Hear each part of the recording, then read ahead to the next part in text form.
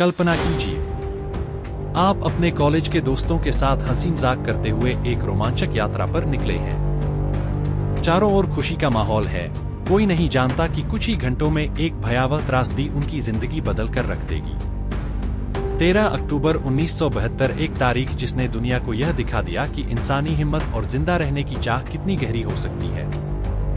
यह कहानी है उरुग्वे की एक रग्बी टीम की, जो फ्लाइट 571 से यात्रा कर रही थी।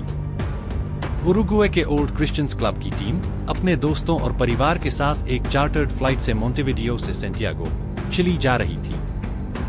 फ्लाइट में कुल 45 लोग सवार थे, खिलाड़ी, उनके दोस्त और परिवारजन। शुरुआत में सब कुछ सामान्य था, लेकिन मौसम खराब हो गया और विमान को अर्जेंटीना के मेंडोजा शहर में लैंड करना पड़ा। एक दिन बाद जब मौसम थोड़ा ठीक हुआ, पायलट ने फिर से उड़ान भरी, लेकिन एंड्स की खतरनाक पर्वतमालाओं के बीच उसकी एक छोटी सी नेविगेशन गलती एक बड़ा हादसा बन गई। पायलट को लगा कि वे पहाड़ पार कर चुके हैं और उसने विमान को नीचे लाने की तैयारी शुरू की। लेकिन असल में विमान अभी भी बर्फ से ढकी एंड्स की चोटियों के बीच ही था। अचानक विमान एक बर्फीली चोटी से टकराया। दोनों पंख और पिछला हिस्सा तुरंत टूट गया। कुछ यात्री गिरकर वहीं मारे गए, कुछ विमान के अंदर ही फंसे रह गए। विमान का मुख्य हिस्सा एक ग्लेशियर पर लगभग 3660 मीटर की ऊंचाई पर रुक गया। क्रैश के तुरंत बाद 12 लोग मारे गए थे, बाकी 33 किसी तरह बच गए, लेकिन उनके सामने अब शुरू हुआ असली संघर्ष। वो भयंकर ठंड, ऑक्सीजन की कमी, भूख और मानसिक डर के साए में जी रहे थे। विमान में बहुत ही सीमित खाना था, कुछ वाइन, चॉकलेट्स और स्नैक्स। पानी के लिए बर्फ को पिघलाकर पीने लगे। उन्होंने प्लेन की सीटों और खिड़कियों को तोड़कर उनसे खुद को ढकने की कोशिश की। रातें -30 डिग्री में कट रही थी। चारों तरफ सिर्फ बर्फ और ऊपर से हेलीकॉप्टर की कोई आवाज नहीं, किसी तरह की मदद नहीं दिख रही थी। लगभग 10 दिन बाद उन्होंने एक ट्रांजिस्टर रेडियो पर सुना, सर्च ऑपरेशन बंद कर दिया गया है। इसका मतलब ये था कि अब उन्हें बचाने कोई नहीं आने वाला।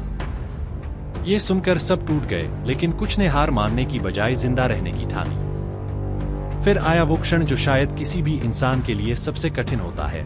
जब खाना खत्म हो गया तो उन्होंने वो निर्णय लिया जो आज भी सुनकर रूह कांप उठती है। उन्हें मरे हुए साथियों के शरीर से मांस निकालकर खाने का फैसला करना पड़ा। शुरू में सब सहमे हुए थे, किसी की हिम्मत नहीं हो रही थी, लेकिन भूख ने उन्हें विवश कर दिया। उन्होंने एक दूसरे से अनुमति ली, ईश्वर से माफी मांगी और वह कदम उठाया।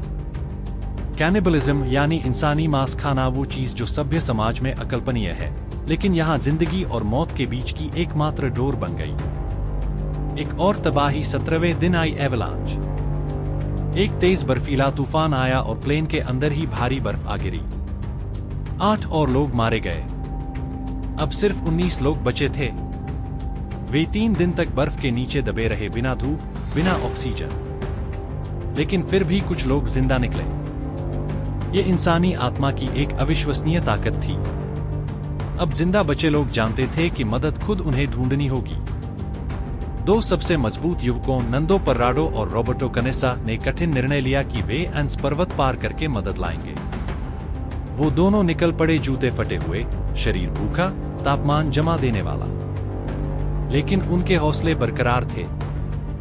10 दिन तक वो चलते रहे बिना सही दिशा जाने, लेकिन एक उम्मीद के सहारे। अंततः उन्हें एक चिली का चरवाहा दिखा, जिसने उनकी कहानी सुनी और तुरंत मदद बुलाई।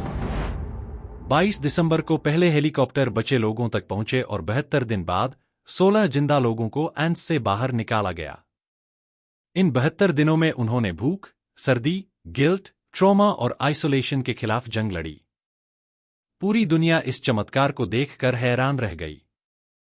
पहले तो कैनिबलिज्म को लेकर लोगों ने निंदा की, लेकिन जब उन्हें सच्चाई और हालात का अंदाजा हुआ तो लोगों ने उन्हें सराहा और उनकी सर्वाइवल स्पिरिट को सलाम किया।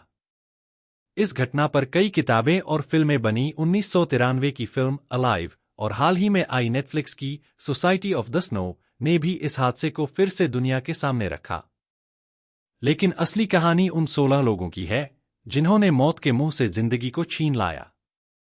अगर आप सोचें, आप उन बर्फीले पहाड़ों के बीच होते, कोई मदद नहीं, खाने के लिए कुछ नहीं, हर दिन मौत की आहट सुनाई देती, क्या आप जिंदा रह पाते? क्या आप वैसा निर्णय ले पाते जैसा उन्होंने लिया? फ्लाइट 571 की ये कहानी सिर्फ एक प्लेन क्रैश की नहीं, ये इंसान के साहस, संघर्ष और आशा की मिसाल है। अगर ये कहानी आपको भी अंदर तक छू गई हो, तो इस वीडियो को लाइक करें, कमेंट करके बताएं कि आपकी क्या प्रतिक्रिया है, और हमारे चैनल को सब्सक्राइब जरूर करें ताकि हम और भी ऐसी सच्ची, दिल को छूने वाली कहानियां ला सकें।